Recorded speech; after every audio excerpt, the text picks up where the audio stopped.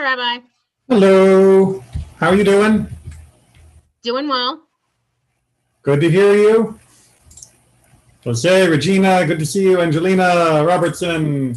Who else we got here? Oh, the other Schreiber. I'm so used to seeing the two of you. I'm so used to seeing the two of you on the same screen. It's unusual to see you on different ones. Yeah, I went back home. Well, that's a good step. All right. Just let me get a few more things set up here. Tommy, hey, good to see you on YouTube.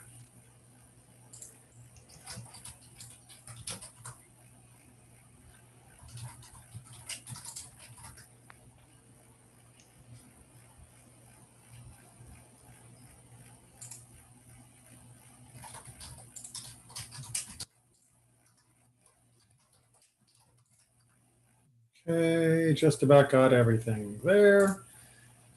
Oops, wrong tab. Hey, Rabbi, how you doing tonight?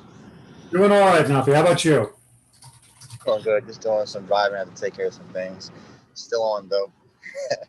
Make sure you're being safe. Definitely.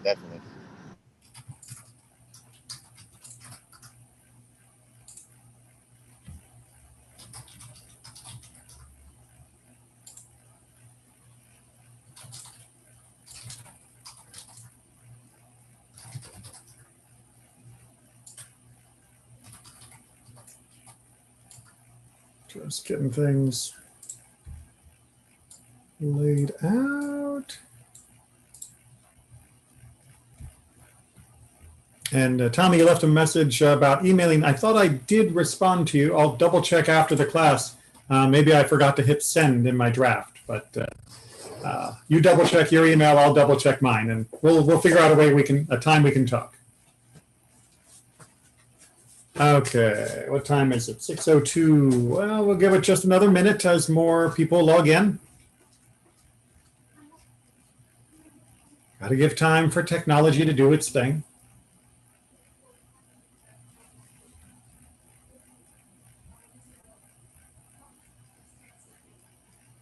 Just keep looking to see if there's anyone else in the waiting room. Nope, not at the moment. So let's go ahead and get started. Good evening, everyone. I can say that now without fear of contradiction because at least here in sunny Orlando, the sun has gone down, or is in the process of going down, I think. So we are going to begin this second class from the cycle looking at belief. Now, Judaism has a long history of trying to help people understand what is the right thing to believe about the world, to have a correct vision or image of the world mapped in their mind. But it has usually done it through various, shall we say, indirect means. As we can see from our first little slide here, Judaism doesn't go in for a catechism or dogmatic statements of belief. Judaism instead has spent most of its time talking about right behavior rather than right thought. But that doesn't mean that we don't have beliefs. People often will mistakenly overemphasize Jewish practice and forget that Jewish practice is ultimately dependent upon a foundation of belief. Now, one of the reasons why this is so easy to get turned around is because Jewish practice is designed not only to guide our behavior so that it is right, ethical, and good in the world, but Jewish practice is also designed to lead us to understanding. Judaism does not begin with the idea that belief is square one. Judaism has the idea that belief and true belief, meaning you understand what it is you say you believe, is an ultimate goal in Judaism that will be achieved step by step and piece by piece, incrementally across all the things we're going to discuss tonight. And it is not meant to be the starting position. So why is it class number 2? Well, because a lot of people still would very much like to have a sort of map of basic Jewish beliefs in order to begin to get a handle on some of the direction that Jewish practice is directing us towards. So I found over the years that putting this near the beginning of the class can help give people a little bit more direction of where we are headed through the process of uncovering Jewish ideas. And as we are uncovering them, as we uncover different Jewish practices, it'll be good to refer back to some of these beliefs and the general big ideas of Judaism to have more of a map that's going to be filled in much more detail than we have time for tonight, but it's nice to at least have a sketch of a map to start with. Now, the particular map we're working with tonight is the map based on Rambam, who lived in the 1100s, and he put together a list of the 13 principles of faith. That was sort of the title that's been used for this. Some of you may know it by the musical version called Yigdal, and yes, we made a musical of our philosophy, which is often sung at the end of Friday night services and other places in different services depending upon local custom. But we're going to be looking at the more expanded version. It is still not 100% of what Rambam wrote on all of these topics, because what he wrote is much lengthier. So I have condensed them, still using his words, to try and help you understand these core values and beliefs. Also have to point out, whoops, hold on a second. My mouse is going funny, and we've got people in the waiting room. Come on. What are you doing, machine? There we go. There we go. Where was I? Oh, yes. One thing I do have to point out is that there is still debate. There was debate as soon as Rambam came out with this list. There has been debate ever since. The details of some of these points, as well as whether some of them could be combined or whether some of them were not needed or not needed in the way he stated. So if there are some that you still have some questions about, meaning you're not sure about the belief, that's fine. That's part of what learning is. If there are some that you never fully accept, some of them are a little bit fuzzy on details. That is also something that we can talk about one-on-one. But it is still perhaps the best foundation for a conversation on core Jewish beliefs that are shared by pretty much everybody in one form or another. And let me just make sure that the waiting room is empty. Okay, so let's go ahead and look at the list. We're going to go through each of these in much more detail, but I want to make sure that we see that there is a pattern. So we're going to start off with 4 different principles that deal with the basic identity of God and the universe. Those are a close identity, of course. We're going to then turn to 5 major principles that deal with our relationship with God and God's relationship with us. And then we're going to finish with 4 other principles that are dealing with the directionality of the universe, of our life, of time, and what is kind of the whole point of being here. So identity of God, relationship between God and us, and where that takes us from here is a simple way to try and break these all down. But we need to go through them one by one. So the first one is a good place to start. God exists. And again, I'm going to read from Rambam, and I will translate from Rambam into English, because even the English is a little bit confusing. And at the end of each of the different concepts, we'll have time for some questions or thoughts on each one of them. The first principle: to believe in the existence of the Creator and that there is a being complete in all the ways of existence. He is the cause of existence of all other things in existence. Through him does their existence survive, and from him is their survival. All right, so this is the sort of foundational part of the explanation of God existing, because just saying God existing is actually a pretty empty sentence. Right? The Greeks thought their gods existed. The Muslims and the Christians think their God exists. More on that a little bit later. When we say God, Rambam is trying to guide us into a particular definition of God, and one that I do find very compelling. And that is the belief in a God as creator of existence, and in particular a God whose existence. Excuse me, just got a little background noise here. Let me just try and tidy things up a little bit. Pardon. With background noise, it makes it hard for people to hear each other. Let me just do that. Okay, hopefully everyone is good. All right. Technology, it really does throw you off your train of thought. So the idea here that Rambam is trying to give us is that this is the God whose existence is different than our existence, right? We exist because God exists, but you cannot say the same in reverse, right? God's existence is completely independent, meaning not reliant upon anything else in all of space or time. But everything else is reliant upon God. That's what he means by through him does their existence survive. And one cannot imagine the lack of his existence, since in the lack of his existence, the existence of all things dissolves and no thing's existence would survive. Right? Without God, there is no world. Therefore, God is that which the world depends upon.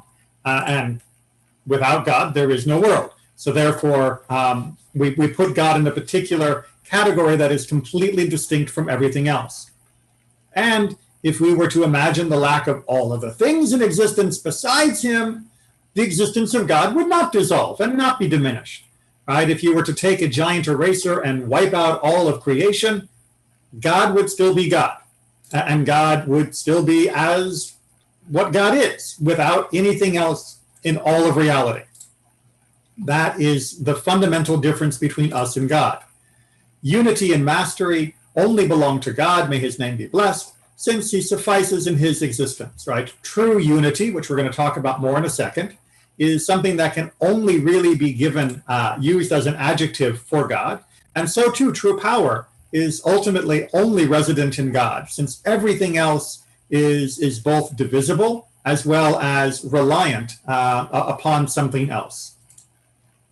It is enough for him to be by himself, and he does not need the existence of anything else. And this is the first principle, and it is indicated by the first commandment, meaning from the 10 commandments, I am the Lord your God. Right? That is a statement of God's existence. God exists.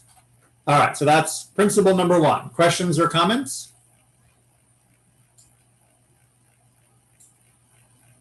All right, just checking for the faces on the Zoom. Not seeing anybody jumping up. So let's go ahead and move on to number 2. And as always, you're welcome to bring us back to an earlier question as we go on. Don't feel that your window has closed.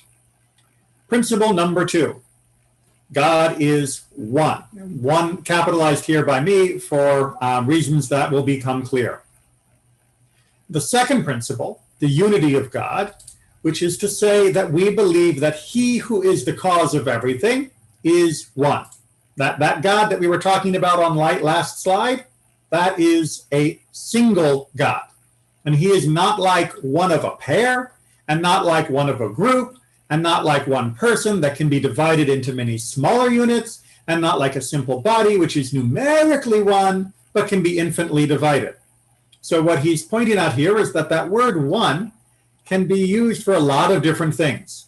Right? I can say I have one guinea pig, but that doesn't mean it is the only guinea pig in existence. The guinea pig is one only relative to the other guinea pigs that are in existence. In fact, I have 2 guinea pigs. Right? So if I were to say I am taking care of one, I'm not saying that there isn't a second guinea pig, because the oneness is not unique to the animal. The oneness is merely a description of the current number of that thing that I am dealing with. One pencil, there are lots of pencils. Similarly, if I say I have one mountain, or the highest mountain, which sounds like a singular thing, that does not mean its oneness is the same as the oneness of God, because that mountain can be broken down into smaller and smaller pieces. Right? And when you break it down, what looked like it was one is actually made up of a large number of smaller pieces.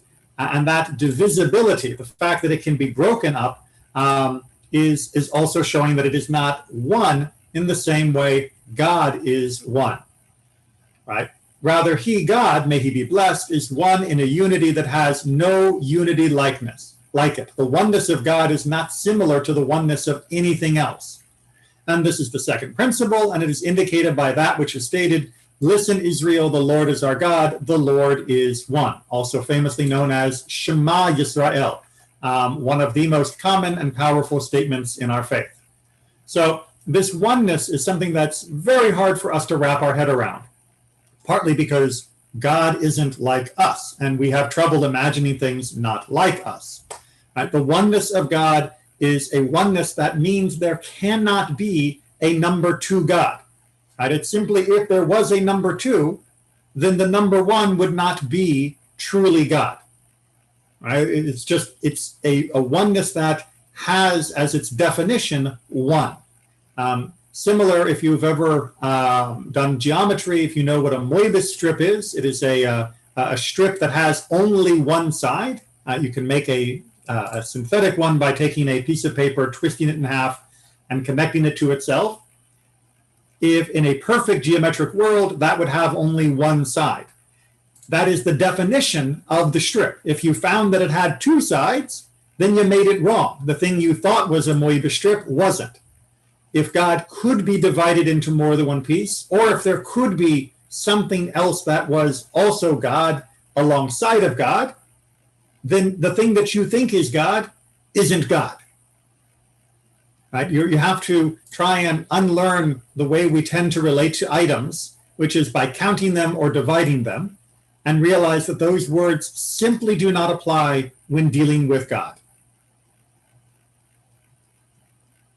Questions or comments on this point? All right, moving forward.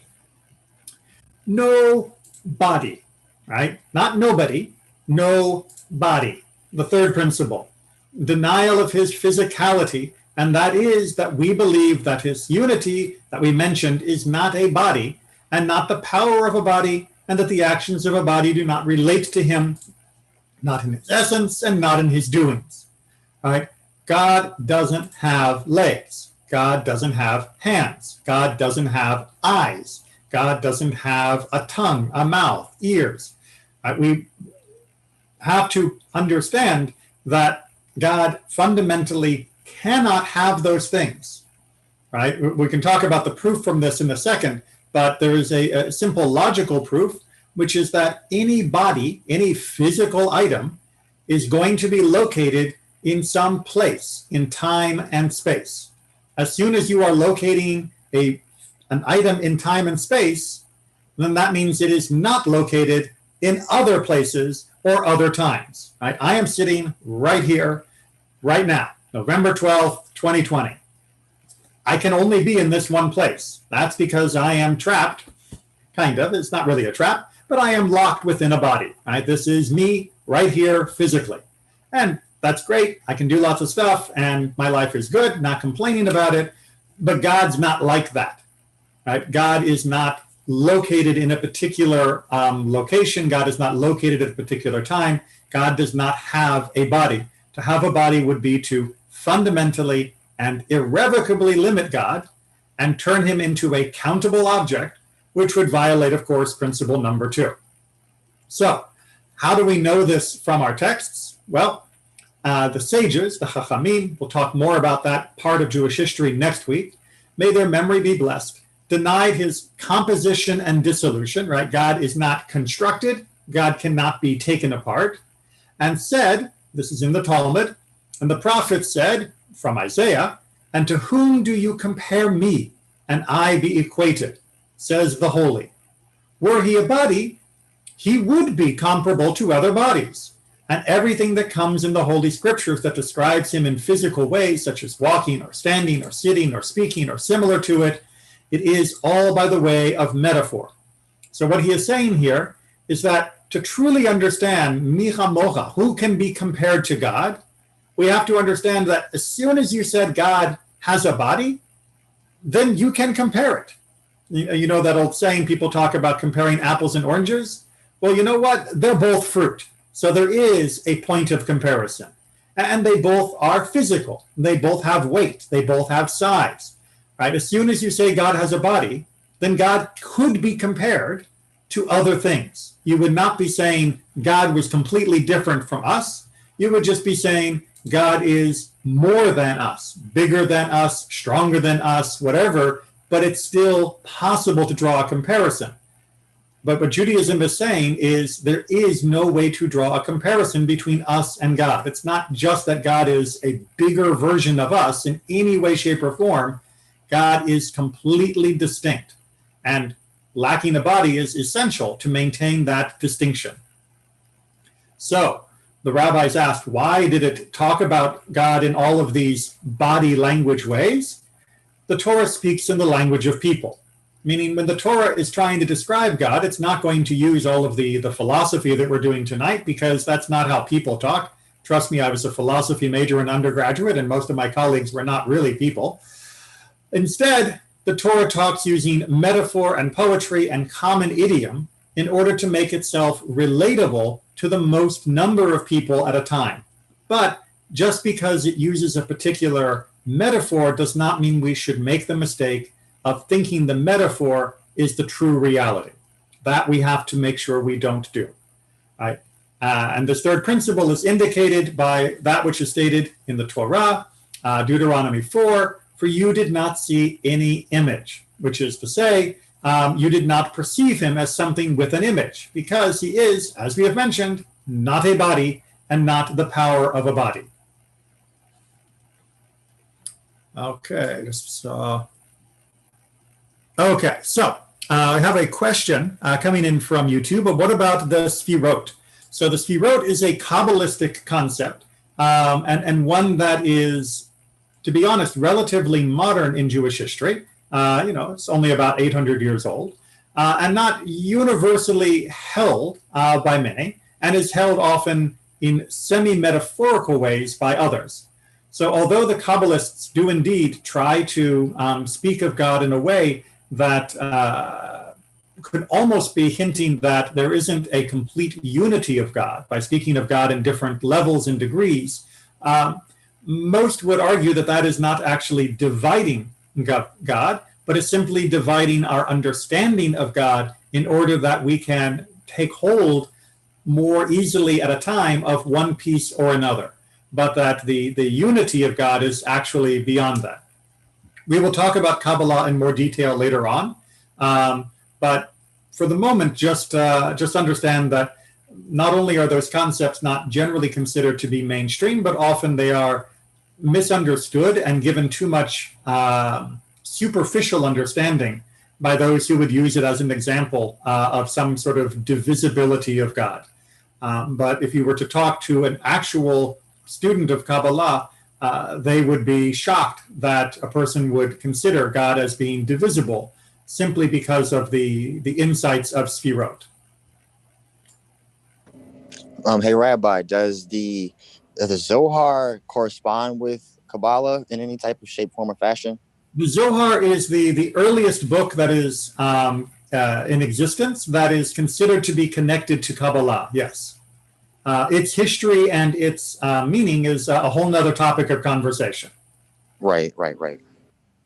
And there's a question also coming about angels and God sitting down with Abraham to have lunch, which we talked about in last week's Torah portion.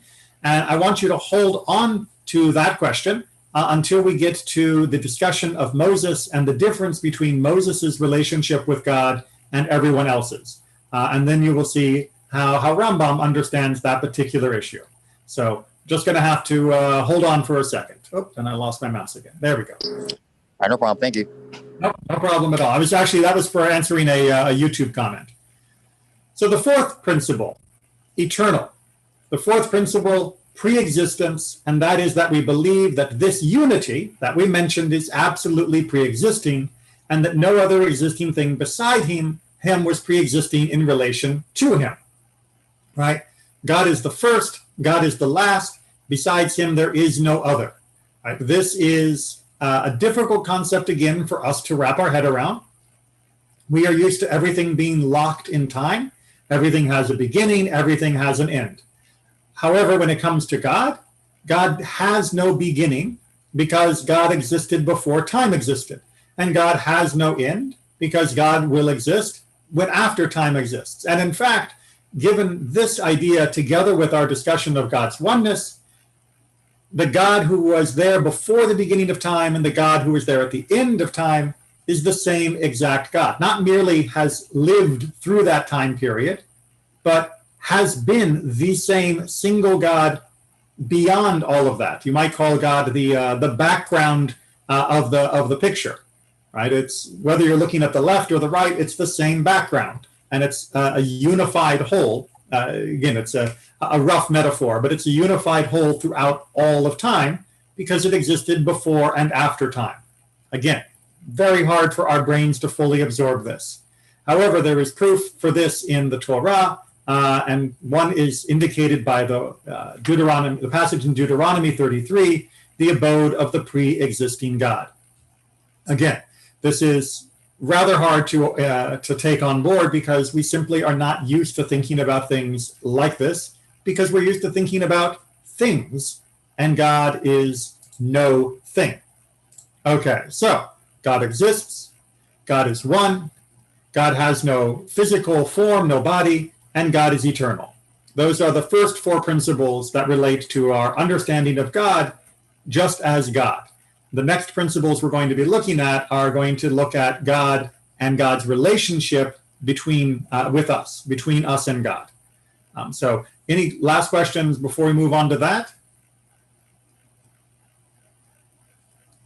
Okay.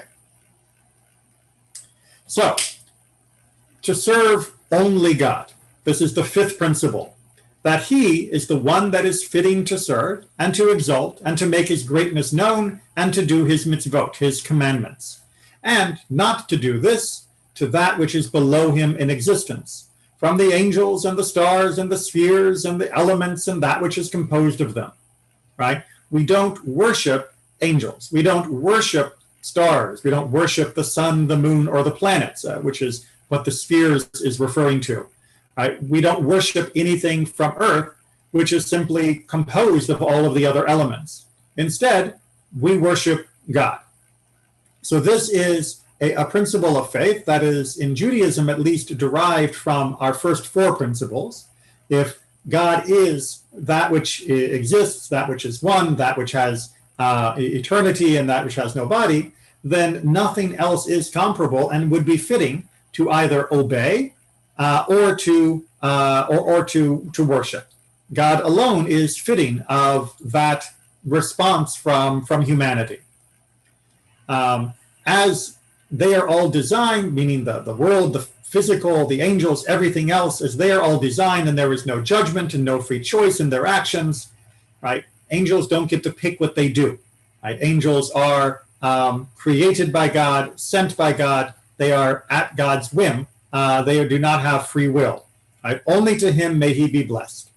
And so it is not fitting to serve them in order that they be intermediaries to bring them closer to him, but rather to him alone should they direct their thoughts and leave everything besides him. Right? There's no point worshiping an angel or worshiping the stars or worshiping the sun. Even if we acknowledge that they are made by God, we do not expect them to lead us towards God. We don't expect a planet or sun, the moon, or even an angel to act on our behalf. We have the relationship, we have the right, we have the obligation to speak to God directly, rather than pretending that anything in between is something which has its own independent power, authority, or ability to impact us or the world, that is somehow distinct, somehow different than God in God's own power. So we go straight to the boss and we ignore anything in between as far as service, worshiping, or obedience. And this fifth principle is that idolatry then, right, the worship of anything else is prohibited. And as Rambam points out, most of the Torah prohibits this, meaning you don't have to go far to find a verse that is telling you don't worship other things. They are abundant. There are lots and lots of proof texts of that. And then, of course, once we leave the Torah and move into the book of Joshua, Judges, and on into Samuel and Kings, we find over and over again this being an issue, and of course the prophets continually reminding us of this point. Point number 6, God speaks to the world. Again, another major point of Jewish belief. Prophecy, and that is that a person should know that among the human species there is found those that naturally have highly elevated character traits and great wholeness, and their souls become fit until they receive from the intellect. The intellect was the philosopher term for the part of God's resonance of God's transmission that a human could connect to and begin to receive revelation from. Afterwards, that human intellect collects to the active intellect, and it emanates lofty emanation to him. Think of a radio receiver tuning into the right station. And these are the prophets, and this is prophecy, and this is its understanding, right? And the verses of the Torah testify to the prophecy of many prophets. So in Judaism, we believe that God has been broadcasting since the world began, and that some people are able to tune into that broadcast and to hear what God has been trying to relay to us, to teach us. And when people are able to do that, we call them prophets. Now, we're going to make some distinctions about prophets in just a second when we start talking about Moses in point number 7. But this basic concept of prophecy is really very fundamental to Judaism. Right? We believe that God is not only that which is one, that which exists, that which is has no body, and that which is eternal, and that which should be worshipped. But we also believe that it goes the other direction. We don't only talk to God. God is talking, again, metaphorically, to us. And that means that there will be some people who will hear what God is trying to say, and the rest of us will not be tuned in a way that allows for clarity of transmitting those ideas and points. And that's going to lead us to number 7, which is that there are prophets, and then there are prophets. And in point 7, we find out that Moses was the greatest prophet. Right? The prophecy of Moshe, the Hebrew for Moses, Moshe, our teacher, and that is that we believe that he was the father of all the prophets that were before him and that arose after him. All are below him, and that he is the chosen one from the entire human species. All right, so how can Moses be the prophet or be the father of the prophets that came before him? Well, he's trying to say not that he created the prophets the way a father might help in creating a child, but that Moses is the greatest of all of the prophets. He grasped more of his, meaning God's knowledge, than any man who lived, and more than any man who will live. And the illusory and physical powers and their perceptions disappeared from him, and the power of arousal and desire were separated from him, and he remained only intellect, meaning only tuned in to God. And about this matter, it is stated about him that he would speak with God without an angelic intermediary. So the incredible power of Moses was that when he tuned into God, he tuned out everything else. And that may sound, well, yeah, of course, if I tune into one radio station, I don't hear another radio station. But that's not the way prophecy normally works for most people. Oops. Right? Prophecy normally involves catching bits of God's emanation through the static of the world, and then constructing our interpretation of what we caught through our own imagination, through our own desires, our own fears, and putting it into as good a form as we can, but lacking the clarity to be 100% certain of all of the details and all of the implication. We're going to go on with this topic, so let me continue to try and explain that with our next slide. The prophecy of Moshe, our teacher, is distinct from the prophecy of all prophets in 4 ways, meaning Moses is different than all the other prophets.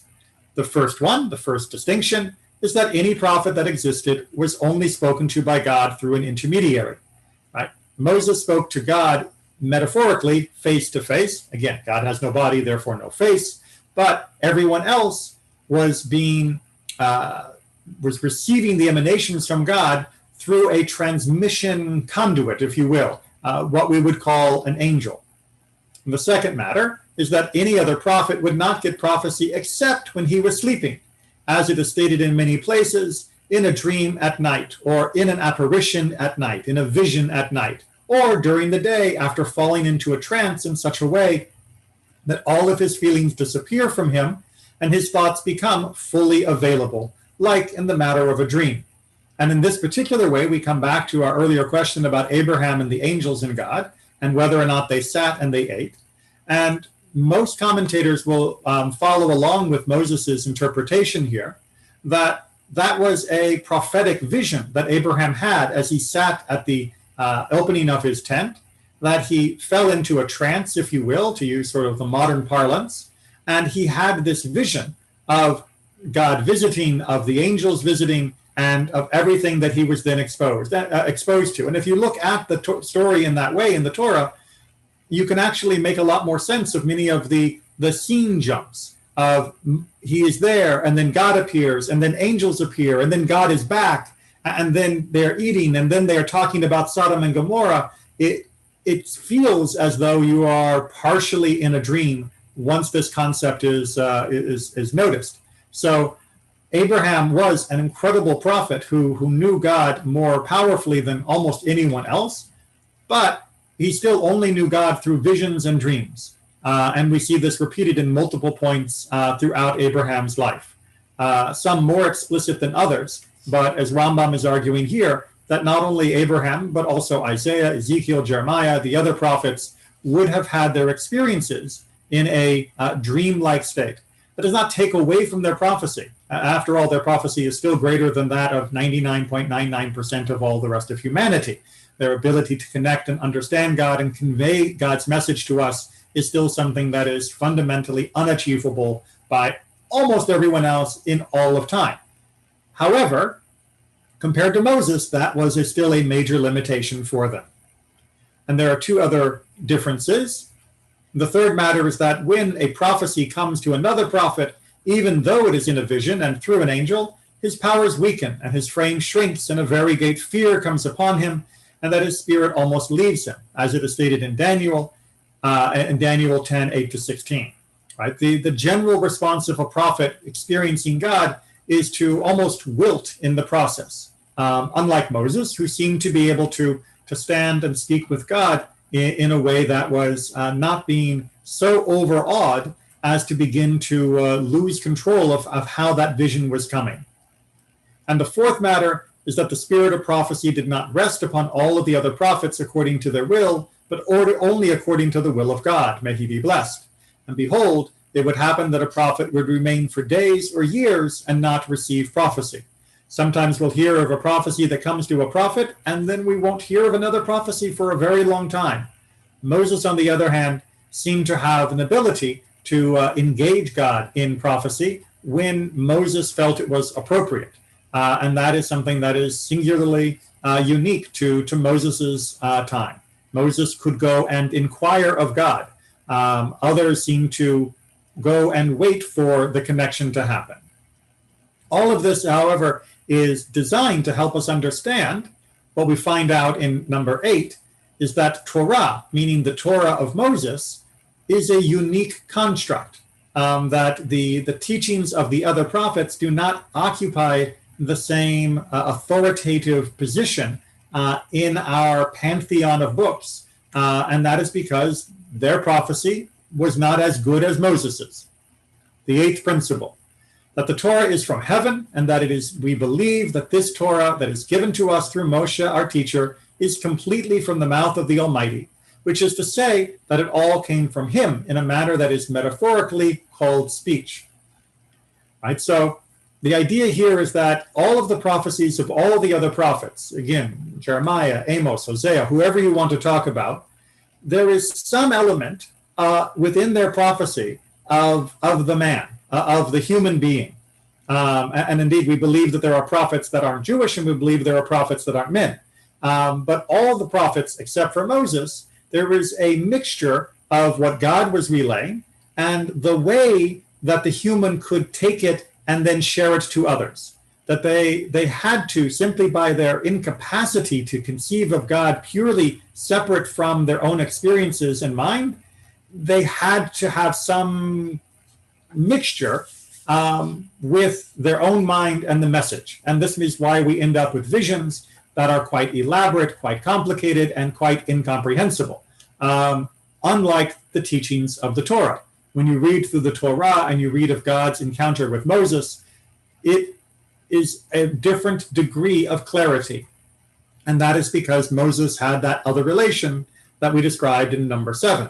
And that is why Torah is commanding in a way that no other part of the Bible is commanding, right? But still, no one knows, Rambam continues, how it came to him except Moshe himself, peace be unto him, since it came to him. And that he was like a scribe who is dictated to and writes down all of the events, the stories, and the mitzvot, the commandments, right? Moses did not add anything into the Torah. Moses did not put in footnotes, did not put in his own ideas. He wrote purely what came to him from God. Exactly how that happened, we can't say. But that the result is precisely the Torah that God wanted us to have, that we can be sure of. All right, so there is no difference then between, and the sons of Ham were Cush and Mitzrayim, a seemingly unimportant verse from the Torah, and I am the Lord your God, the first commandment, which is a pretty big one. Since they are all from the mouth of the Almighty, and it is all the Torah of God, complete, pure, and holy truth. Every single word of the Torah contains wisdom and wonders for the one who understands them. The accepted understanding of the Torah is also from the Almighty, and that which we today make a certain form for the Sukkah, the booth we use for the holiday of Sukkot, and the lulav, and the shofar, the tzitzit, the fringes on our talit, the tefillin that we wear as these boxes on our head and arm, it is the exact form that God said to Moshe, and which Moshe told to us, and he is reliable in his charge. So we're going to talk about this part of it much more next week. But for just a moment, understand that what Rambam is hinting at here is that for the Torah to be complete, our understanding of it has to be complete. So when God says to blow a shofar, we need to know what that means. Now, the Torah didn't come with a diagram, and the Torah didn't come with an appendix, at least not a written one. But the Torah did come with an explanation. That explanation was given to Moses. Moses gave that explanation to Joshua, and so on until the present day. But again, much more about that chain of explanation in our class next week. And the statement which indicates this principle is that which is stated in number 16, with this shall you know that it is the Lord that sent me to do all these acts, and it is not from my heart. Right? Moses wasn't using his own thoughts to write the Torah. It was purely what God was giving. I see there's a question in YouTube. Let me just read that here. The difference whether or not God made it from Abraham, Rabbi's disagreement with Rambam, if so, why is Rambam not accepted as merely opinion? Okay, so are there different opinions on the interpretation? Yes, absolutely. And is this considered to be an opinion? Yes. However, I would just balk at the term merely. First of all, opinions in Judaism are never merely, because all opinions are important for us to sharpen our understanding of Torah. But more importantly, of why Rambam gets privileged status is because his works have been analyzed, studied, and reviewed for about 1,000 years, and have generally been found to be held as finely polished as any that we are likely to have. His analytical mind is generally considered to have created a very reliable and insightful interpretation of not only the Torah, but also the rabbinic literature that came before him. Are we free to disagree with Rambam? Of course. But just because all opinions are technically equal does not mean they're all equally good. So if someone wants to make the opinion that the prequel Star Wars movies are better than the original Star Wars movies, in my opinion, you are welcome to have that opinion, but you've got a very, very difficult task trying to convince me of that. I think the evidence is not on your side. You're welcome to that opinion, but that opinion is a very difficult one to hold and be found convincing by more than just a few people. And so too, those that disagree with Rambam on these points often have a very hard time producing evidence other than, well, that's the way I read it. Rambam, like I mentioned in this particular, in the introduction, wrote much more extensively about all of these topics. This is the extremely condensed version, and I recommend you either look up the original full-length discussion, or even better, if you are prepared, to study his Guide for the Perplexed, where he goes into extreme detail on all of these points in much more, with much more elaboration and much longer argumentation to prove his point. Okay. Oh, skipped. 9. So we've got that God cares about us enough to give us prophecy, that Moses contained prophecy, and that the Torah is a record of that prophecy. Number 9 then comes to tell us that the Torah we've got is done. Right? That doesn't mean God cannot give prophecy to anyone else, but as far as we're concerned, the Torah that we were given is done, finito, and is good for all time. Right? Faithful transmission, meaning that the Torah we have is faithfully transmitted both before us and should be after us. And that is that this Torah has been faithfully transmitted from the Creator God and not from anyone else. And so it cannot be added to, and it cannot be taken away from, right? God is not going to change his mind. And yes, we can discuss some of the things that might imply that God could change his mind. But as we can see from Deuteronomy 13, when it comes to the Torah precisely, you shall not add to it, and you shall not take away from it. And we have already elucidated this principle, meaning Rambam, in the introduction to this composition. Right? The Torah we have is the Torah God wants us to have. God wasn't kidding. God wasn't giving us Torah in pieces and then saying, oh, by the way, in 1,000 years it'll change, or 2,000 years it'll change. God gave us the Torah for all time. And we see this idea reflected continually throughout the Torah itself. Number 10, I'm trying to be aware of our time, and let's see, make sure we can finish in a reasonable way. Number 10 is basically, you could sum up by saying God is aware of us. The 10th principle, God knows the actions of people and does not ignore them. Not like the opinion of the one that says the Lord abandoned the earth, which was a common philosophical opinion back in Rambam's day, but rather as it is stated in Jeremiah 32, great of counsel and mighty of works, as your eyes are open upon all the ways of people. And also the Lord saw the evil of man was mighty upon the earth, the lead up to the flood. And as it is stated in Genesis 18, the yelling or the cry of Sodom and Gomorrah as it is mighty. So we see multiple times where it's clear that God pays attention to the world. And that, again, is something that not everybody agreed with in the ancient world. We're going to talk about who agrees or disagrees about many of these different points as part of the summation. But the idea that God knows about us is essential for going to number 11, which is to say that there is reward and there is punishment.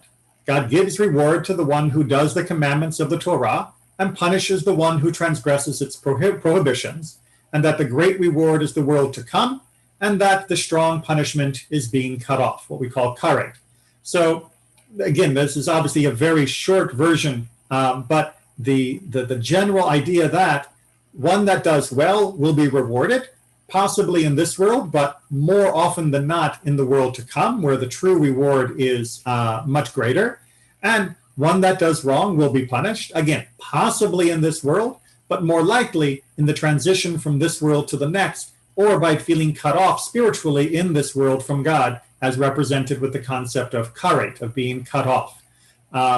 It's often called spiritual excision by fancy translators. And this concept is based on everything we have said so far, right?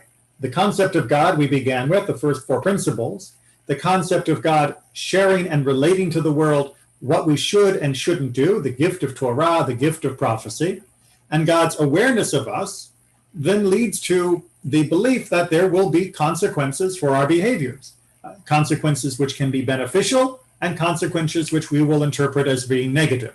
That is simply the arithmetic result of summing up all of the different parts that have come up to this point.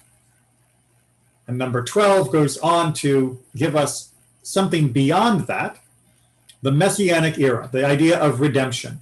Now, the term Messianic has been hijacked, unfortunately, and many people will use it in a way that does not relate to Judaism per se. We'll come back to that in a second.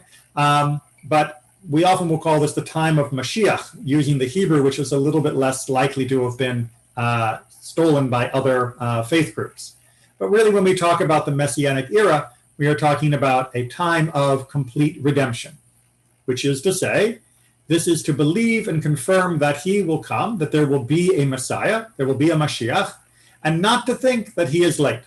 And many people say, where's the Messiah? It's been 2,000 years, it's been 3,000 years. Why hasn't the Messiah come? Why is there not redemption? If he tarries, if the Mashiach tarries, wait for him. And do not give him a set time, and do not create analyses from the verses to extrapolate the time of his coming. Judaism frowns greatly on those who think they can calculate the end of days, who can calculate when the Messiah will come. Right? This is not something we do, and in fact, those who try to do it are warned against it and are condemned by bringing up false hope if they think it'll be soon, or of creating false despair if they think it will be too far in the future. We should always think that the Messiah may come today or tomorrow or 1,000 years from now. We don't know, and we're not going to try and do the calculations because this is something that has been locked away from us. We do not have the ability to uncover it, and those who think they do, unfortunately in the modern world, usually are trying to sell something. And we will believe that he, meaning the Mashiach, the one who comes as this time of redemption, will have great advantage, power, and stature, and honor above all the kings that ever were, according to that which all the prophets prophesied about him, from Moshe to Malachi, meaning from A to Z of all the prophets. And one who doubts him, or for whom his stature is diminished, denies the Torah, as the Torah testifies about him in Parashat Bilam and in Parashat Atem Nitzavim. And included in this principle is that there should not be a king in Israel except from the house of David, and one who disputes this family denies the name of God and the words of his prophets. The prophets are very clear that the Messiah will come from David and that the Messiah will bring about redemption. Rambam points out, and most of the authorities I will also say agree, that this Messianic era is not going to be rainbows and gold showering from the sky. It will still be a human world with physical issues, but it will be a world where human suffering will have been brought to an end because we will have finally stopped causing it to each other and ourselves, and will have finally used our resources, our minds, our gifts that God has given us to actually make the paradise in this world that it is meant to be. But we're not talking about, a change of the natural order. This is not an upheaval into some cartoon fantasy land. Which brings us to 13, perhaps the one that many people have the most difficulty understanding or accepting, which is the revival of the dead. This is the revival of all of the human dead. The revival of the dead, and we have already elucidated it. Unfortunately, Rambam doesn't go into great detail here. He talks about it at length in other parts of his writings. But the basic principle that most agree to is that at the end of days, when the Messiah has come and the world has been perfected, all who ever lived will have a chance to live again into the new physical world. We'll have a chance to actually taste the fruits of this world as they were supposed to be, without the suffering that has been our companion since the beginning. And that revival of the dead is something that's referred to in our prayers, our tefillot. The second prayer of the Amidah, which we recite 3 times each day, 4 on Shabbat, talks about this revival extensively, Mechayei Metim, the resurrection of the dead. Now, exactly how this will work, what the details will be like, who gets to be resurrected when, and first, this is hotly debated, but the idea that the justice will happen, that those who have lived will be able to live again in a world free of suffering, that is generally considered to be universal opinion. And then he finishes off by saying, and when a person believes in all these principles and his faith in them is clarified, he enters into the category of Israel, speaking about the idea that all Israel have a place in the world to come, which is where he talks about this in Mishnah Sanhedrin. So this last line is very important, not because it is saying that this is the entry point, but because he is talking about a full belief that is clarified. And it is not enough to simply sing Yigdal and say, oh, I believe these 13 points. It is not enough to simply chant them and recite them as some do. It is important to continue to learn, to meditate, to understand them in greater depth than we have possibly been able to discuss them tonight, and to allow them to inform and be informed by your continued exploration and growth in Judaism. Now, I promised to discuss a little bit about how others relate to these different 13 principles. And so I wanted to give you, just in our last few minutes, a quick chart that shows why these 13 principles all matter. So in the ancient world, there were philosophers, there were Christians, there were Muslims in the world of Rambam. We can go through other religions another time, but in Rambam's world, these were the three main religions or belief systems that were out there. And all of them believed the God existed. And most of them would at least claim to believe in a God existing that was a creator God of some form. Even if they would believe in some other lower gods, they all would believe that there was at least one super God that was a creator. When we get to the idea of God's oneness, the philosophers generally agreed that God was one, that God was transcendent and perfect.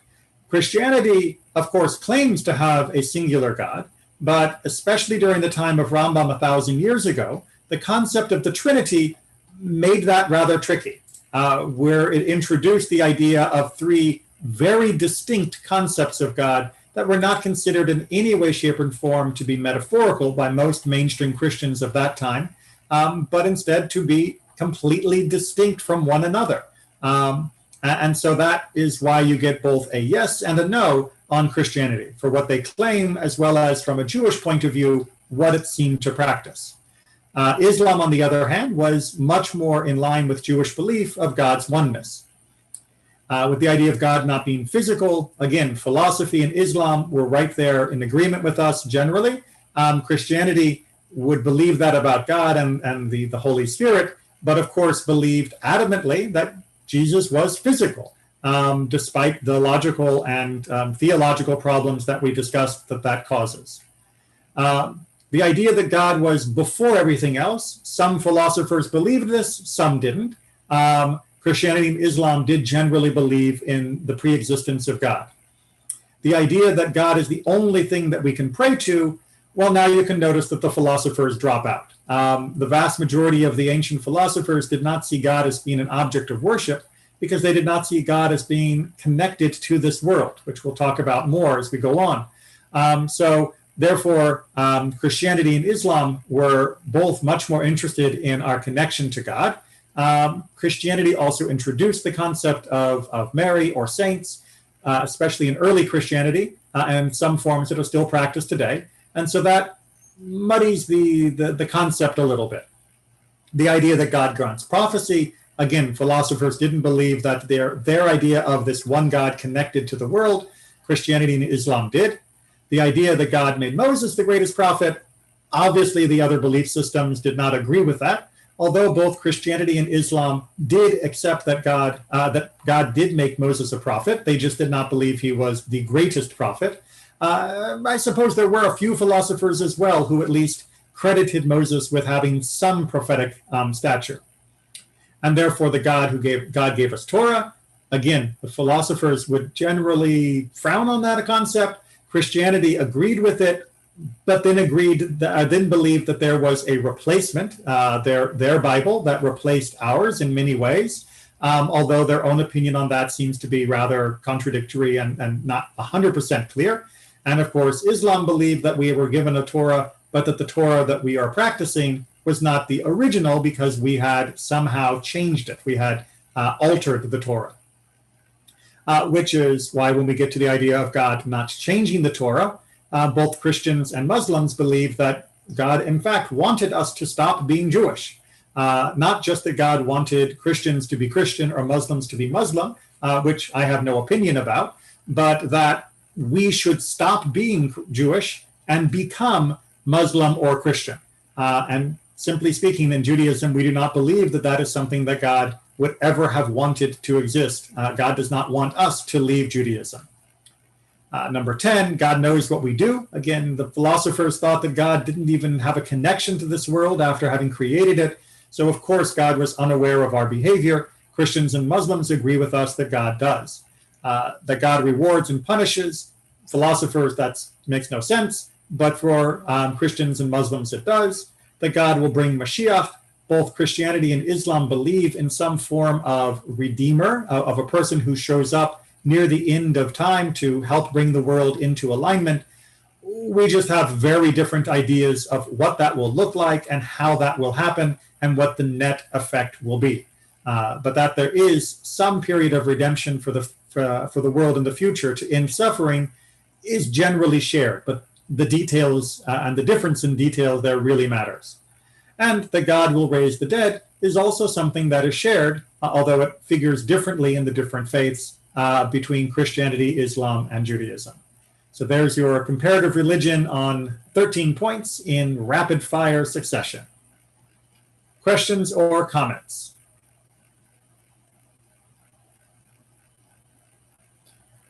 I know that was a lot to take in, and I appreciate everybody sticking it out.